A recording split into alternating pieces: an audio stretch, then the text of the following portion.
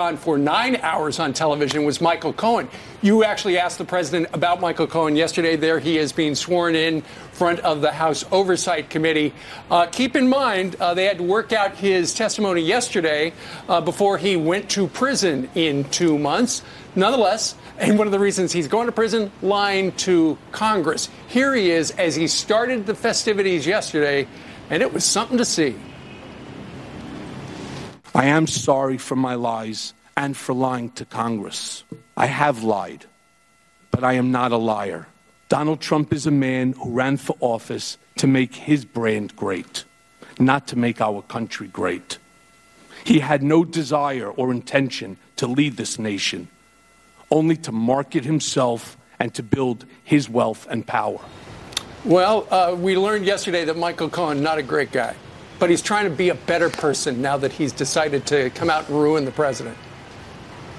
You know, what's really sad, and I think we all interviewed Michael a lot during the campaign. I know I did on radio and TV, and I got to know him. He apologized for once. His attorney in court said I was his client.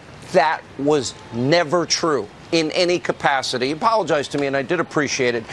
But when you think of what Michael did say, and the president said, well, 95% of it was a lie, but it's interesting that what he said about the dossier, that it was false, and I know from my relationship with Michael, I can confirm that was false. He never was in Prague. I knew where he was the weekend in question. When he said there was no collusion or no evidence of collusion, that helps the president in many ways.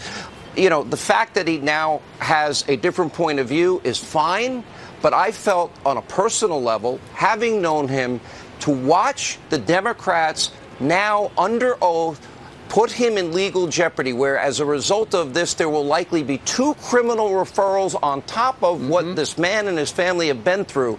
How anybody could put him in that jeopardy is unimaginable to me. But their hatred of Donald Trump, this is what I saw yesterday. I think this is important.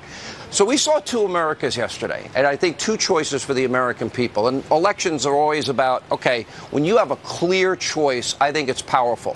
So on the Democratic side, you got a new Green Deal where they're going to take away Brian's plane and helicopter and car, and we're going to get rid of cows, and maybe we shouldn't have any more children because it's maybe dangerous, and we'll raise taxes to 70%. We'll promise you every single thing from cradle to grave.